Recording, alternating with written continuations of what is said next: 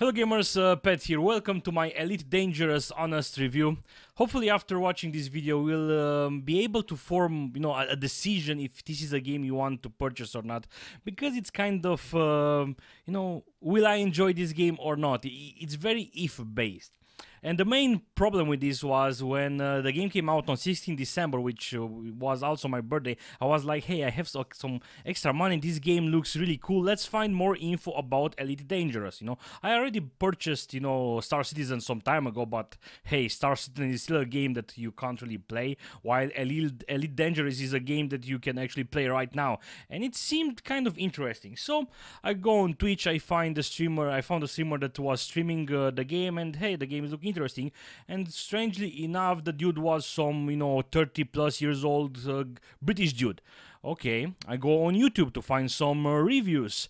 I find another British dude that made a review, and then hey, okay, this is kind of biased, I need to find another one, and yet I found another British dude that made the review. So it figured out that this is a game that appeals to 30 plus year old British dudes, and mainly because they are reliving their childhood. Finally Elite is here, they can be a kid again. So it's great for them, but this doesn't really tell me anything. Will this game appeal to me?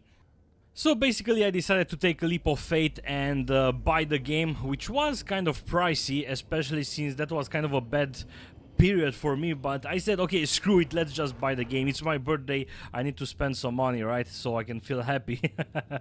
Well, the thing is that I regretted the decision 30 minutes after the purchase, because I had huge problems with the controls while playing the tutorial. So I got into the menu options a bit, because I remember playing Star Citizen with the controller and it was kind of nicely done. So I changed a few settings and I finally was able to control the ship better by using an Xbox controller. So that's one of the first advices I will have. The game can be played with a keyboard and a mouse. It's a little bit better to play with an Xbox controller, but it's even more better to play with a joystick. The thing is that the joystick, of course, is kind of expensive. So what exactly is Elite Dangerous? Basically, Elite Dangerous is not an MMO. I'm not sure exactly why people think that it's an MMO. I've seen topics on forums, I've seen the various things, and people are calling it an MMO. The reason why I say it's not an MMO, and it's basically a space sim that has multiplayer and can only be played online. You can play it solo, but you still need to be connected to the internet.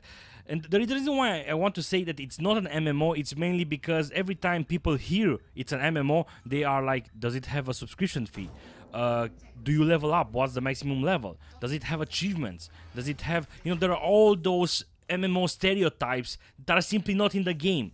So it's not really an MMO. Yeah, you can play it with other people around, you will see other players ship around, but that doesn't make it an MMO. Also, if you want, kind of a fast description of the game, it's kind of an Euro Truck Simulator in space at its current state, which is something great. I mean, I imagine some people, going to work, coming home, wanting to relax, and they just pop in the ship with their joystick and maybe an Oculus Rift or something, and they can just relax, doing various missions, which is actually kind of nice. There are several things that you can do in this game without anyone telling you what to do. So it's kind of those games that you can do, hey, you can do everything, which of course doesn't tell you much.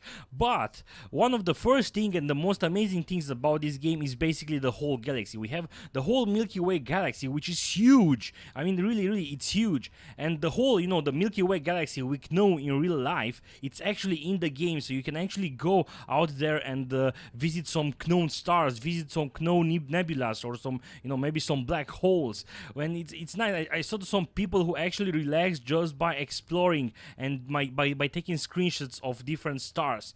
And the part of the Milky Way galaxy that we don't really know, it's basically randomly generated. So there are about 400 billion stars that are waiting to be discovered. Besides that, there are about 3 main factions in the game that have various storylines. But there are also a shitload of small independent factions that, of course, some of them are getting randomly generated depending on how the universe is getting explored. And it's nice the way the universe is getting it's like an living organism. So for example, you can do a mission where you take some food to a location, and just because you get some food, you kind of stopped that planet from starving. If you do something positive, you can actually help a planet or a system or a faction expand, and they will expand to the next system. Or maybe you want to help an independent faction from that system, and you can actually start a civil war. And that's actually kind of nice. I actually saw on Reddit some pictures and some videos with people actually managing to start a civil war in a zone just because, you know, it's fun. So in a way, it is an interesting thing with the whole universe. It's big, it's beautiful, and it's like a living organism, and you are part of that living organism. And you are kind of a tiny, small part, but you feel that you are part of a living organism. And that's something pretty beautiful when it comes to a game like this.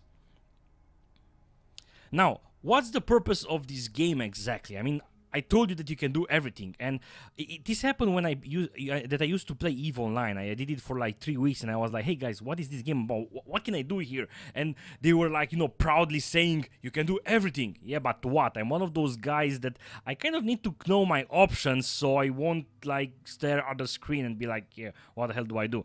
Well, basically, you can be a pirate, meaning that you can go and look for other players, and you can basically steal their cargo. That will actually add a bounty credit on you, and you can actually be hunted by bounty hunters. So another thing that you can do is bounty hunting. Of course, there is also NPC characters, you know, beside the player characters. So there is also another thing, you know, just in case you can't find anyone, you can also hunt NPC characters. So yeah, you can also be a bounty hunter where you can just hunt for the people who have the biggest bounty, and of course you will get money if you manage to destroy them. You can also be a trader, which is where the Aero Truck Simulator part comes into place.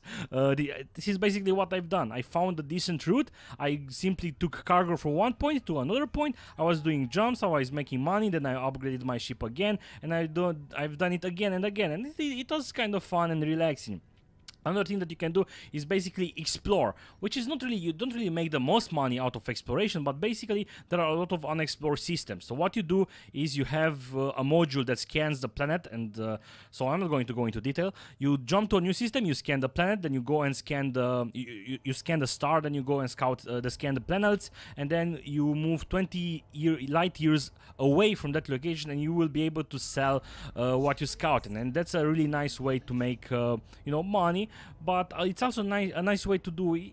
It sounds interesting to explore. You never know what you are going to find. You know, you might find a nicely habitable planet, and that's going to sell for a lot. You will find black holes, you will find neutron stars, and it's kind of really exciting. What the hell are you going to find? It's also a little bit scary, because the further you move away from the center of the, not the center of the Milky Way galaxy, but the center of the, where you have people, where you have factions, you kind of go into the unknown. There are no stations there where you can fuel. There are no other people. There are no NPCs there. It's kind of scary and nice, as I've said.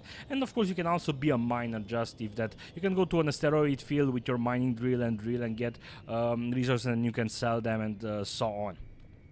Other things that you will do when you start the game, basically you start the game with a small ship that, just in case you get destroyed, you are not losing anything. And it only has a cargo space of 4, so you won't be able to get too many cargoes to make money. But one thing that you will be able to do is basically do bulletin board missions, and these are the type of missions that, as I've said, you can influence various factions. So some of them will tell you that you need to bring them some food. Some of them will request various things. Just make sure you don't go for that mission that tells you to kill some kind of pirate, and just look for the mission that has a lot of credits, like more than 100k credits. Don't do that mission. You won't be able to do it because that ship is a very powerful pirate, and you are going to get blown into pieces. I just call that a bad design, game design choice, because hey, I'm a new player, I see a lot of credits, I'm going to take the mission, I will have no idea how to do that mission, but if I somehow manage to get to that mission, I'm going to get blown into pieces. So why the hell do you put that there, especially for new players? Anyway, I'm not judging them too too much, but it's kind of nice. You do those missions, and then you get some more money, and then you will have some decisions. What exactly do you want to do? I personally went for a hauler, which is basically a transport ship, where I was able to find some nice trade routes. I was able to carry more cargo. I even took the shield module out because I wasn't planning on doing any fighting, and I just decided to move cargo around and made some even more money, which allowed me to buy even a better trade ship, and then an even better trade ship, and now I can carry more than 100 cargo, which actually allows me to get some money and actually buy another ship for combat. I haven't done any combat, mainly because I find it's a little bit harder to maneuver the ship fast with the controller or the keyboard or the mouse, so I will need a joystick for that, so I haven't decided to go for the combat, but that's actually kind of a fun aspect of the game, you know, the whole combat thing. And as I've said, you will be able to go even for trading, or you can go for a Viper ship, for example, and, you know, go out and find some pirates, and then, you know, and be a bounty hunter basically.